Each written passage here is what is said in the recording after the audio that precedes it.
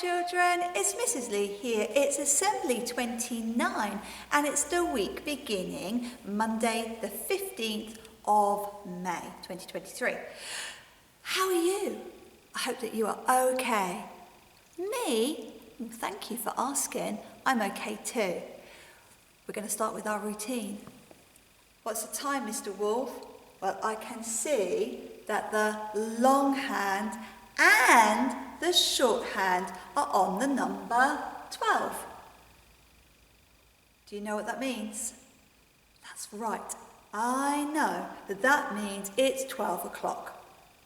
Now we are still in the month of May, so we're still talking in Spanish. Hola, hola. Can you say it? Hola.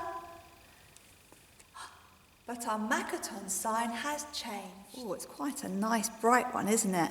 It's 2 actions, and the word at the top says be. 2 actions. I'm going to start with this one first, and then we're going to do this one. And actually, it tells you what to do. It says, jab twice to mime being stung. B. Can you do it? B. Now, why has Mrs. Lee decided to do a sign that says B?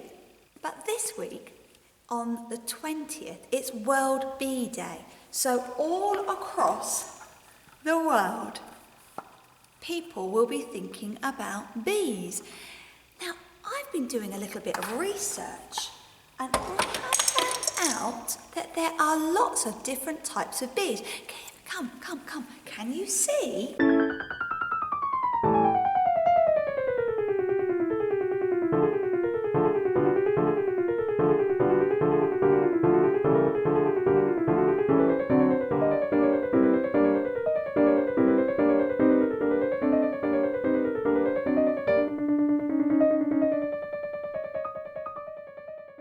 Did you see?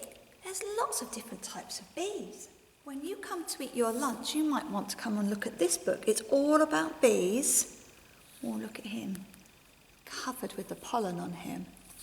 There's lots of facts about bees in this book. There's lots of did you knows. Things like, did you know that people have to wear special clothing when collecting the honey to protect themselves from bee stings? Now, I don't know if you know this, but a bee will only sting if it feels it's in danger. And the only places that bees like to hang out is around the flowers. Now, if you're around the flowers and you're bothering the bees, then you might get stung. But if you're not bothering the bees and you're leaving them alone, then they will leave you alone. Oh, I wonder if there's any more facts in here. Oh, look, I love this fact. It says bumblebees have smelly feet. They use this smell to tell each other apart. I wonder if there's any more. Well, in this book, there's lots of other different facts. It says also that bees love purple flowers. This is because purple flowers have the most nectar. So if you are growing seeds to make flowers in your garden, maybe you need to buy some blue ones and purple ones because that's the ones the bees really like. Shall we find out a bit more about bees? This is a non-fiction book. This means that this is not a made-up story. These are facts in these books. It says, watch it grow, bee. It's actually about the life cycle of a bee, from growing from an egg to an adult. And there's lots of really good pictures in there. I'm going to read some of it to you now. Good listening ears. Here is a honeybee. It's an insect. That means it has 6 legs, a pair of wings and 2 eyes. And bees like to live together in large groups called colonies. And often people keep them in beehives to collect the honey that they make. There can be as many as 50,000 bees living in one hive. They also like to make homes in trees, hollow trees. Now, I don't know if you know, but there is a leader of the bees, and she is called the queen bee. If you can see how large she is. Each colony, now a colony is a group, it's like a big group and a big family of them, has a queen bee, and she is the only bee that lays the eggs. And she lays each one in a different cell of the wax honeycomb that makes up the hive. I don't know if you've ever seen a honeycomb shapes, but that's the hive, and that's where all the eggs are laid, each one. Now, other bees in the hive fall into two groups. There's a group of female workers and there's a group of male drones. And the worker bees make the honeycomb wax. It comes from 4 glands under their stomach. Gosh, they use their bodies quite carefully, don't they? Now, when the egg comes out, it's very, very small. And she lays her eggs during the warm weather. And she lays up to 3,000 eggs a day.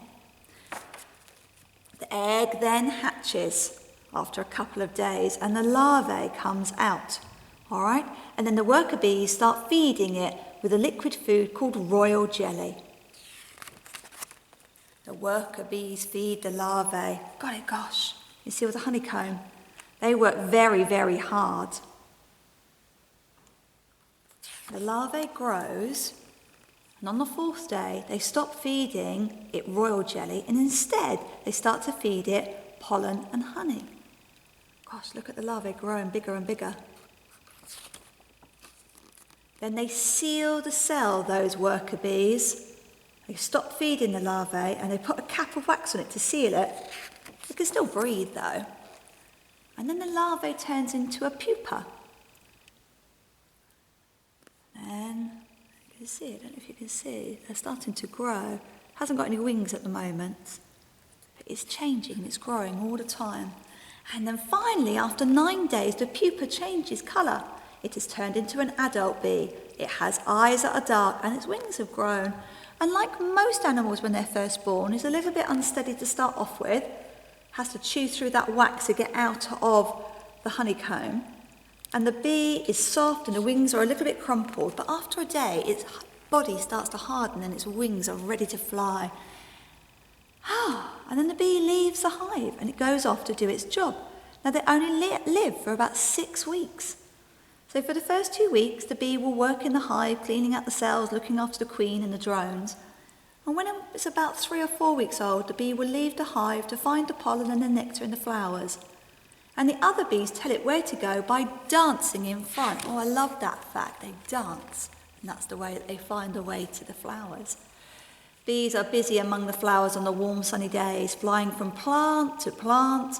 And they use up lots of energy. So a worker bee will feed on honey before it goes from the hive. So they eat the honey as well. A worker bee collects pollen and nectar from flowers and it takes it from the hive. It carries the pollen from one flower to another. And this is the really important bit, children. It's lovely that they make honey, but the really important bit about our bees is that when they get all that pollen stuck on their back legs and on their body, when they move to another flower, they're helping another flower to grow. It's called pollination. All right? So it's going from one flower. So every time, so each flower it goes to, it takes a little bit more and it helps to grow more flowers by creating more seeds. The bees keep the nectar they collect in a special stomach, and when the honey stomach is full, they return home and they give all their nectar and the pollen to the house bees. And the house bees then chew the nectar and they turn it into honey. They store the new honey and the fresh pollen in empty honeycomb cells. And when each cell is full, they fill it with wax. But they're also very busy feeding the queen. There she is again. She's much, much bigger, isn't she? The worker bees feed the queen bee all the time so that she can carry on laying the eggs. She only lives for about 2 to 3 years. Now, as she gets older, she lays fewer eggs. And when this happens, the workers select a larva and feed it extra royal jelly, and this larva will become the hive's next queen.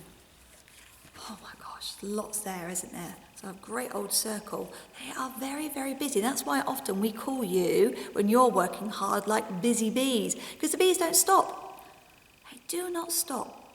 But I've got a poem about a bee that does stop. Are you ready?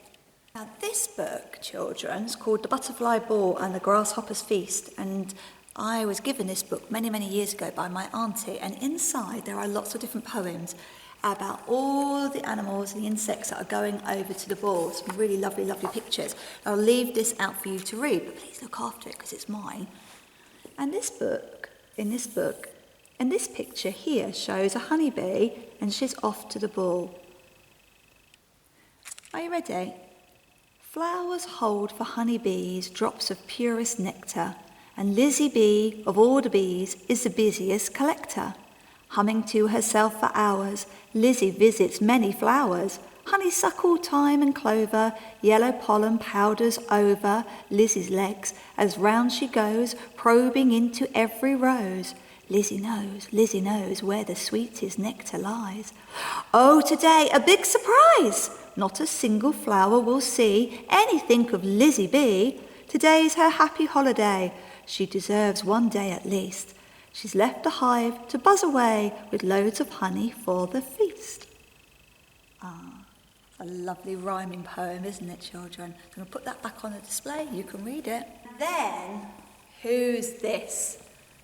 He's a big fan of bees. Well, sort of. He likes what bees make. He loves the honey that they make. And if you come and have a look at the Winnie the Pooh story collection, there's lots and lots of little poems and bits about the bees. Sometimes the bees and Winnie the Pooh don't get on. I wonder why. Now, as I said at the beginning of our assembly, it is World Bee Day coming up soon. And this is a chance where you can try and help with bees. So first thing I'm thinking of is that you could go and plant some flowers. What colour were they? That's right, blue ones or purple ones in your garden, and that will help encourage the bees to come to your garden. You'll be able to see them. Don't get too close though. And they will then pollinate and make more flowers, which is good. Or you could try to create, I'll leave this out as well, your own place, like a little hive for the honeybees to come and grow. So using some sticks like this and a little house like this, maybe you could make somewhere where the bees could come and bring their pollen, where they could come and bring their pollen and nectar. And another little thing you could do, really, really easy, is get a little pot, fill it with water, because those bees are so busy, they get thirsty. And if you fill a little pot with water and put it in your garden, they would be able to come down and have a little drink. We're going to finish off with our school prayer. I'm just going to, before we do that though, just think about our 7 golden rules, which are behind me. Now, golden rule number, let me go and see. 1, 2, 3, 4, 5. Golden rule number 5 is to look after property. And today I was walking around the school and I'm feeling a little bit sad because I've seen some things that I'm not happy with and it needs to stop. So I'm going to show you a picture. Are you ready? 3, 2, 1.